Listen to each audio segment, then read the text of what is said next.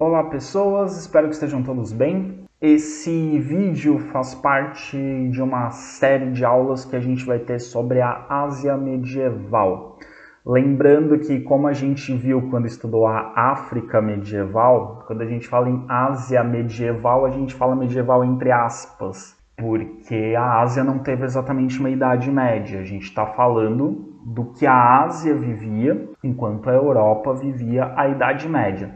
Se bem que alguns dos povos que a gente vai ver nesses vídeos até tiveram contato com a Europa, mas a cronologia deles é um pouco diferente, né? Eles até tiveram contato com a Idade Média Europeia, mas não seguem a mesma cronologia, então a gente coloca o medieval entre aspas. Esse vídeo a gente vai falar sobre a Turquia muçulmana. Então a gente vai falar dos povos turcos, que se converteram ao islamismo e que deram origem ao Império Turco e ao país atual chamado Turquia.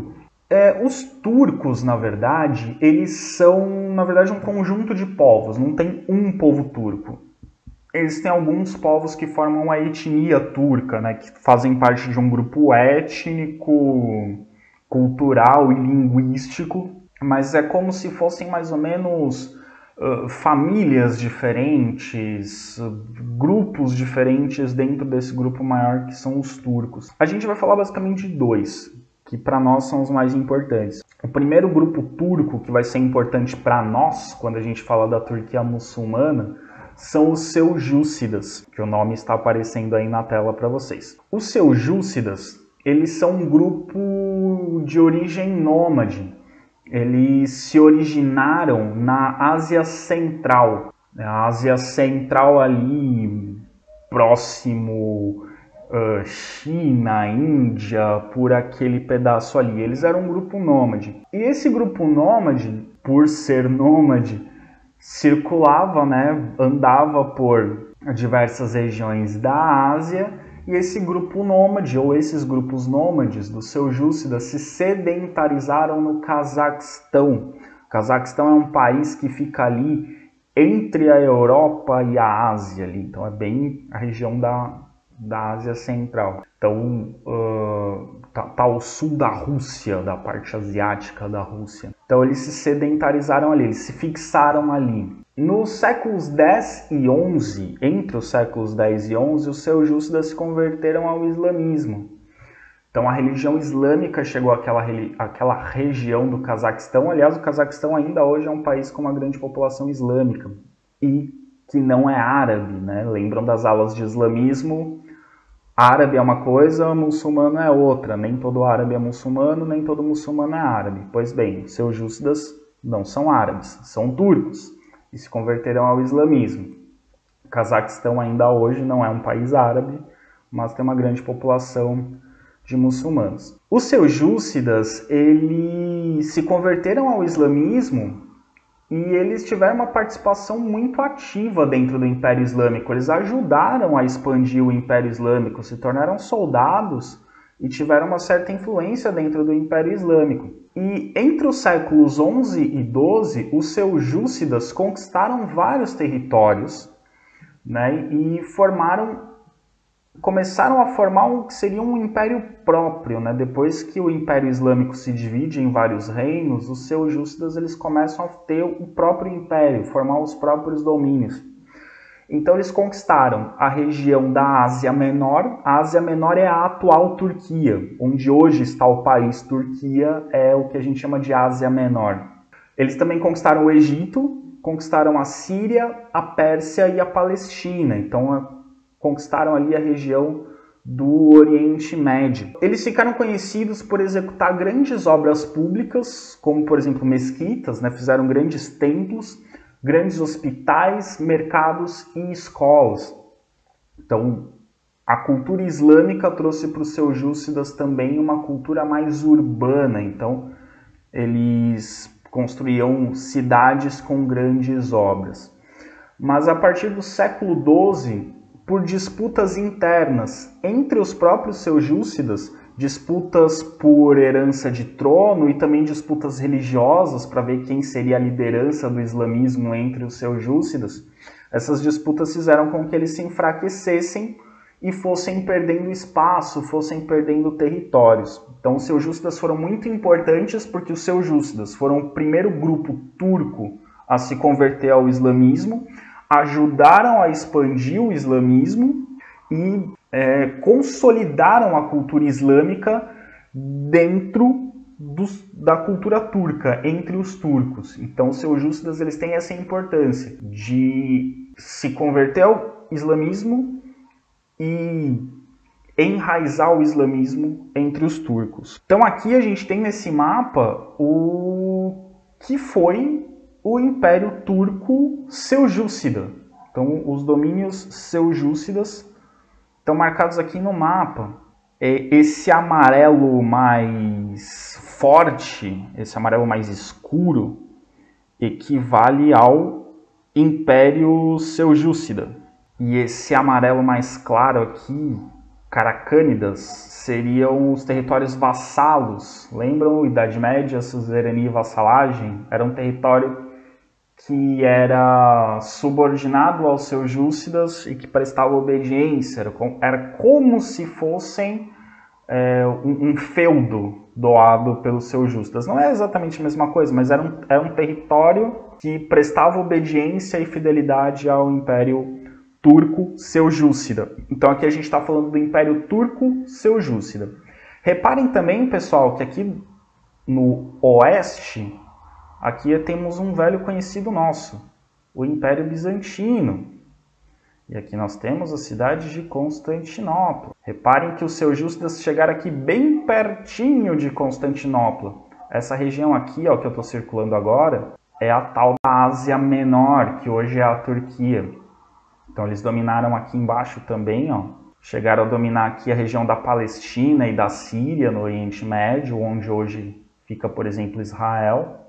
E aqui nesse mapa não está mostrando, mas eles chegaram a dominar o Egito. Só que o Egito se tornou um reino independente. Ele formou o Califado Fatímida.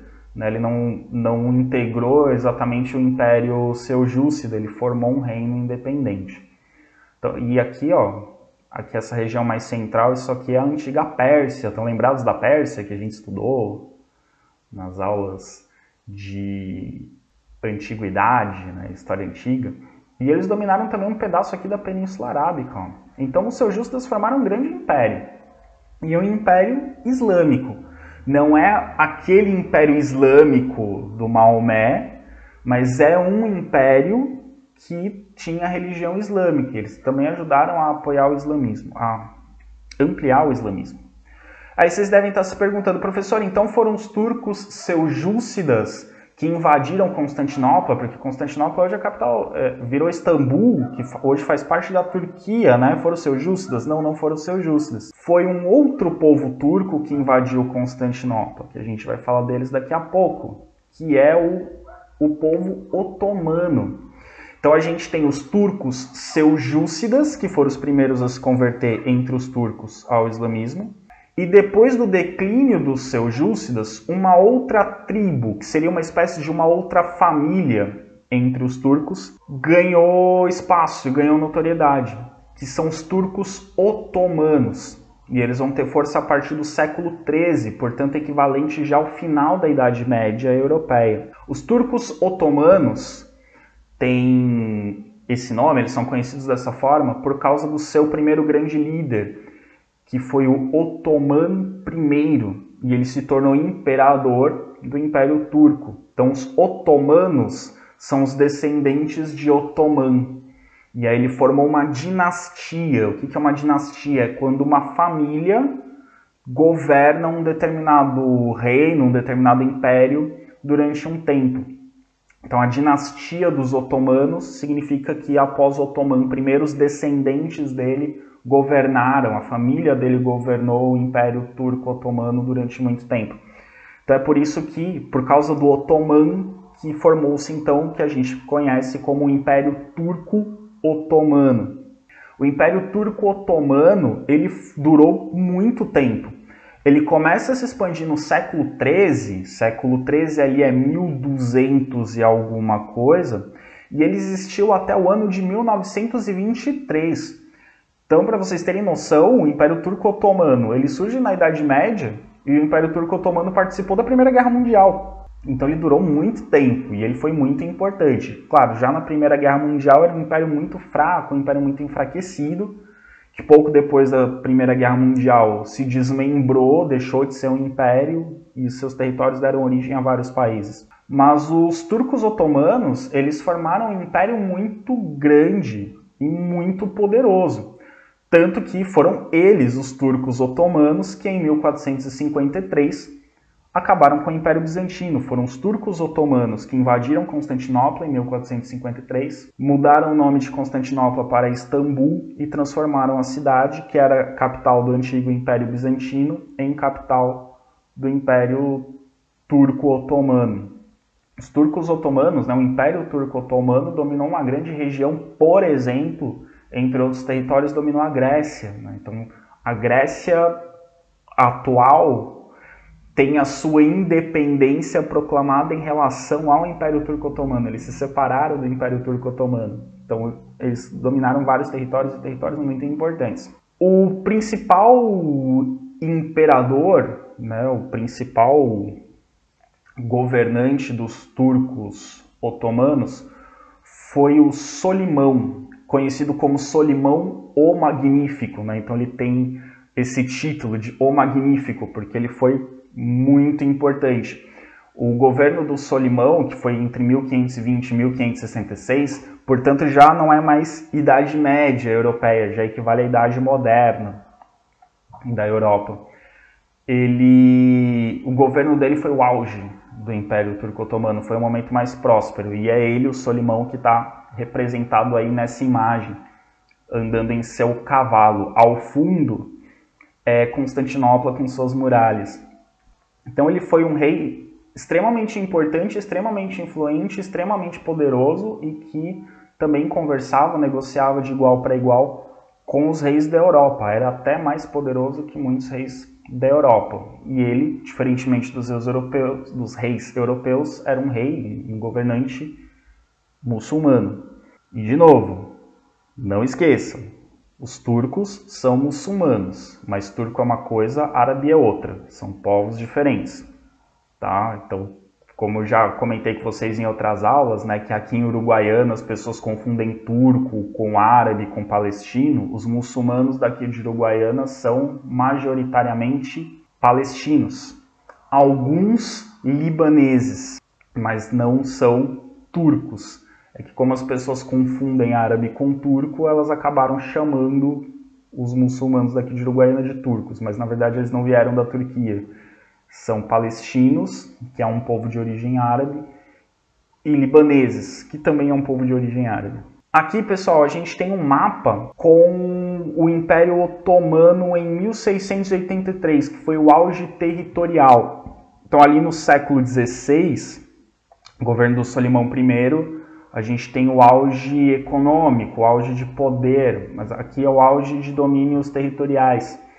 E aí a gente tem um mapinha ali, cada cor mostra a época em que foi conquistado, mas percebam que o Império Turco-Otomano ele chegou a ter uma proporção territorial que dá para a gente comparar com o Império Romano, com o Império Romano no seu auge, não só o Império Romano Oriental Ocidental, mas dá para comparar com o Império Romano, dá para comparar com o Império Persa, dá para comparar com o Império Macedônico de Alexandre Magno, enfim, dá para comparar com os grandes impérios da história antiga, e isso já na Idade Média e início da Idade Moderna. Então ele foi um dos grandes impérios de sua época. Percebam aqui, em todo esse território aqui circulado, que algumas cidades importantes como Budapeste, que hoje é capital da Hungria, Belgrado, que hoje pertence à Sérvia, Sófia da Bulgária, Bucareste, atual Romênia, Constantinopla, que foi a capital do Império Turco Otomano, Rhodes, que é uma cidade grega, aqui a Grécia, Atenas, a Grécia fez parte do Império Otomano, Damasco, hoje capital da Síria, Jerusalém, que hoje pertence a Israel, Alexandria e Cairo, todo o Egito fez parte desse império.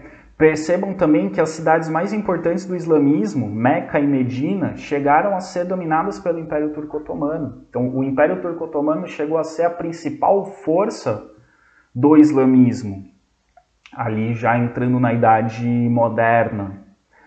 Eles chegaram aqui também, todo o norte da África, cidades importantes, cidades portuárias importantes como Trípoli, Tunis, Algiers, foram dominadas pelo Império Turco-Otomano. Então percebam que eles dominaram muitos pontos importantes para o comércio internacional, dominaram territórios na Europa, toda essa região aqui de Budapeste, Belgrado, Atenas, Sófia, Bucareste, tudo isso é Europa. Dominaram territórios na África, como por exemplo o importante Egito, e dominaram territórios na Península Arábica, inclusive as cidades mais importantes do islamismo, Meca e Medina. O que fazia os turcos terem tanto poder? Eles tinham, por um lado, um grande poder político e, do outro lado, um grande poder bélico. O imperador turco era chamado de sultão. Então, a palavra sultão se refere aos governantes, aos monarcas, aos imperadores turcos. É a forma como os turcos muçulmanos chamam seus imperadores. Então, o sultão é quem governa o Império Turco. E o sultão, ele se considerava sucessor de Maomé.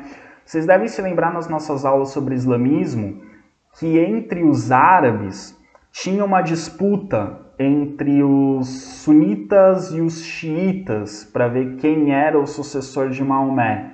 Entre os turcos não tem essa classificação de xiitas e sunitas, não exatamente, porque o sultão turco se considera ele sucessor de Maomé. Então ele se considera o responsável por governar as terras que seriam do islamismo. Por isso que eles chegaram a dominar as cidades mais importantes do islamismo.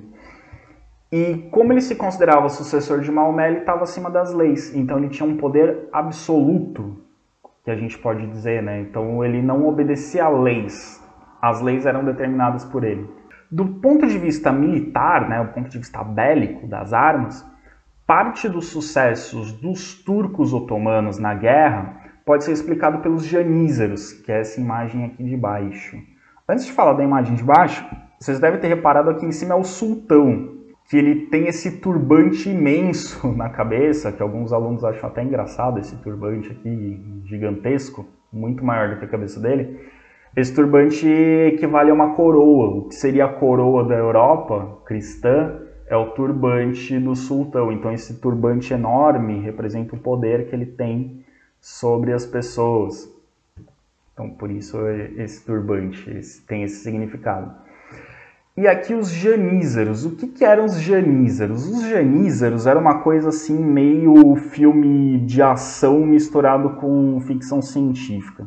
O que eram os janízaros? Os janízaros eram soldados de elite treinados para serem pessoas muito sanguinárias e muito fiéis ao sultão. E como que eles eram treinados? Eles eram treinados desde criança. E onde eles arrumavam essas crianças? Eles sequestravam crianças de famílias cristãs. Então, em guerras, em ataques a territórios cristãos, os soldados turcos sequestravam crianças de origem cristã e educavam essas crianças para serem soldados submissos, disciplinados e absolutamente obedientes ao sultão. Então, com essas crianças era feita uma espécie de uma lavagem cerebral para que elas fossem defensoras fanáticas do sultão e do islamismo. Então, eles acabavam se tornando soldados sanguinários, soldados muito violentos, porque para eles não tinha medida quando o assunto era defender o sultão ou defender o islamismo. Então, se eles tinham que matar, eles matavam, se eles tinham que ser cruéis, eles eram cruéis, se eles tinham que destruir cidades, vilas, famílias, mulheres, crianças, se o que estava em jogo era defender o sultão e defender o islamismo, eles faziam de tudo. Então, parte desse sucesso vinha dos janízaros, que além desse fanatismo pelo sultão e pela religião, eles também eram soldados extremamente bem treinados, eram grandes atiradores, eram excelentes combatentes, treinados desde pequenos. Mas a principal força do Janízaro é esse fanatismo pelo sultão e pela religião islâmica. Então esse é um pouquinho, um resuminho da Turquia muçulmana, que tem ali os seljúcidas e os otomanos. Claro que tem muito mais coisa sobre a Turquia, mas o que cabe nas nossas aulas aqui de ensino médio são essas informações básicas, e com essas informações básicas dá para vocês se virarem aí nas provas de vestibulares e de Enem, caso caia alguma pergunta sobre a Turquia muçulmana. Tudo bem, gente? Não percam os próximos vídeos, porque eles se complementam quando a gente fala de Ásia medieval, tá? Então assistam todos os vídeos. Até mais!